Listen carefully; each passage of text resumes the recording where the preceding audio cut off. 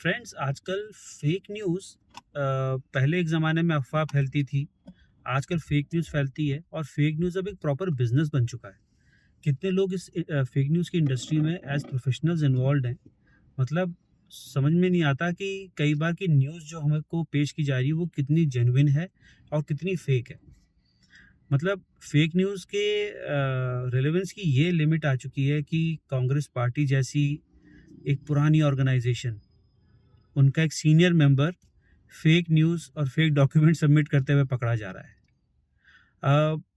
Problem ये है कि जिन ऑर्गेनाइजेशंस को हमने फेक न्यूज़ को असेस करके फेक न्यूज़ न्यूज़ को फ्लैग करने की ज़िम्मेदारी दे दी है, वही सबसे बड़े प्रोपेगेटर्स और प्रोपोनेंट्स हैं फेक न्यूज़ के। आपका Facebook, WhatsApp, x, YouTube, Google, mother of all, सारा फेक न्यूज़ इन्हीं लोगों से फैल रहा है। और इन्हीं लोगों को बोला गया कि आप सिस्टम्स बनाइए जो कि फेक न्यूज़ को पकड़े और फेक न्यूज़ को फ्लैग करें, और फेक न्यूज़ के आईडीज़ को सस्पेंड करें। आईडी सस्पेंड करने से क्या होगा? कोई प्यूनिटिव मेजर तो हो नहीं रहा है।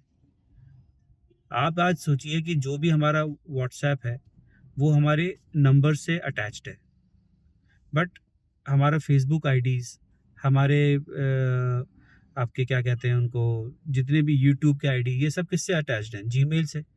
जीमेल किस चीज़ से अटैच्ड है? मैं आज चाहूँ 10 जीमेल आईडीज़ खोल सकता हूँ। बाकी और भी जितने ईमेल प्रोवाइडर्स, सर्विस प्रोवाइडर्स हैं, उन सबसे मैं आईडीज़ खोल के बैठ सकता हूँ। I don't need anything, don't need any document to open a Gmail ID और एनी अदर मेल आईडी।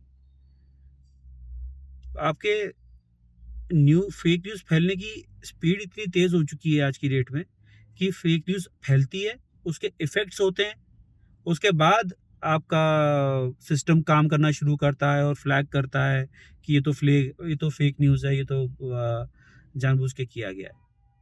अभी कुछ लास्ट ईयर शायद, या हाँ, लास्ट ईयर मर्दानी 3 रिलीज़ हुई। उनके मेकर्स ने तो फेक न्यूज़ का पूरा प्रमोशनल कैंपेन चलाया किडनैपिंग्स का। ऑलमोस्ट पैनिक सी सिचुएशन हो गई थी दिल्ली एनसीआर में। उनको कोई सज़ा नहीं मिली क्योंकि उन्होंने ऑफ़िशियली शायद क्लेम नहीं किया बस। कोई इन्वेस्टिगेशन नहीं हुई इस चीज़ के ऊपर।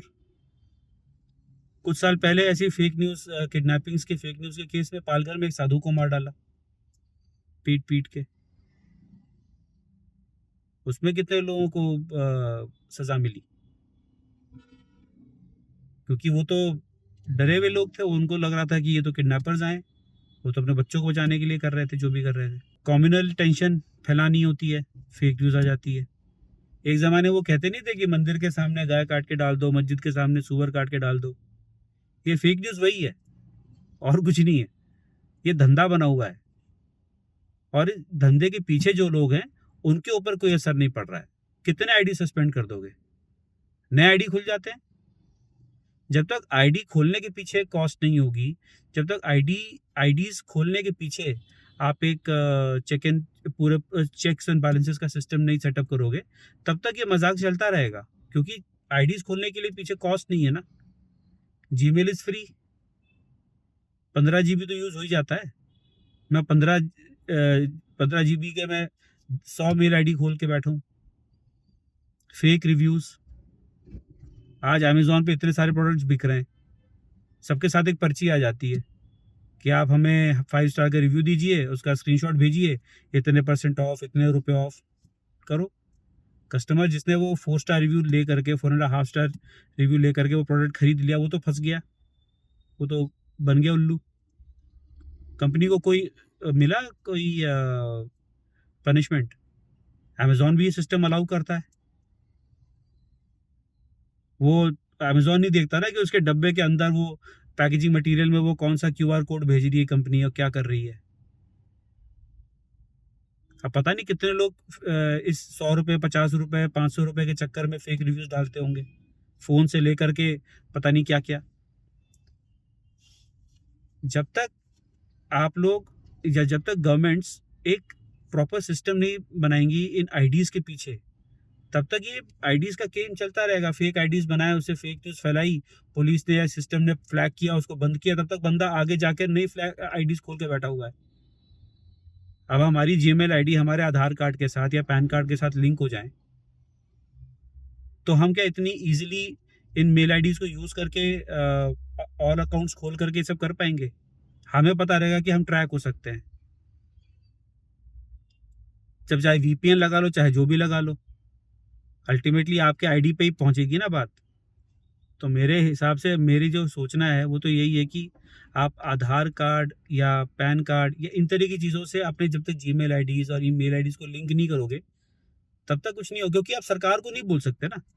सरकार बोलेगी भाई उसने बोला, उसकी मर्जी, तुम मानो मत मानो। हम ज़्यादा आगे बढ़ेंगे तो तुम लोग बोलोगे कि फ्रीडम ऑफ एक्सप्रेशन नहीं है इस देश में। तो खुली छूट दे दी तो हम लोग फेक न्यूज़ फैलाने से और झूठ बोलने से बचते नहीं हैं। हम भी तो उतने ही जिम्मेदार हैं। व्हाट्सएप आया ठक आगे, व्हाट्सएप आया ठक आगे, copy paste, forward forward forward, good morning good night जैसे फॉरवर्ड्स की तरह इन न्यूज़ को हम आगे बढ़ाते रहते हैं। बच्चों की किडनैपिंग हो गई, कोई इलेक्शन चल रहे हैं वहाँ पे कोई फेक न्यूज़ फैला देंगे कि वो इंक हट रही है। बिजनेस बना हुआ है, लोग यूज़ कर रहे हैं इसको, और बेसिकली लोग हमें यूज़ कर रहे हैं फेक न्यूज़ की फैक्ट्रियाँ खोल खोल करके। तो जब तक कोई सिस्टम नहीं डेवलप होता ग्राउंड लेवल पे, तब तक ये कंपनीज को थोड़ी ना, कंपनीज को तो मजा आ रहा है ना, उनका तो एंगेजमेंट बढ़ रहा है। वो तो उनके तो एल्गोरिदम इस तरह डिजाइंड है कि सेंसेशनल फेक न्यूज़ेस वो और जल्दी पुश करते हैं, और जो जो पुश हो रहा है उसको तो अगर उसका मोटिव पैसा बनाना और अकाउंट को पॉपुलर करना है तो कुछ दिनों के लिए हो जाएगा वायरल, उसका नाम वायरल हो जाएगा, और कल को ज़्यादा कंट्रोवर्सी होगी तो वो फ्लैग हो जाएगा और तब जाके वो सस्पेंड होगा।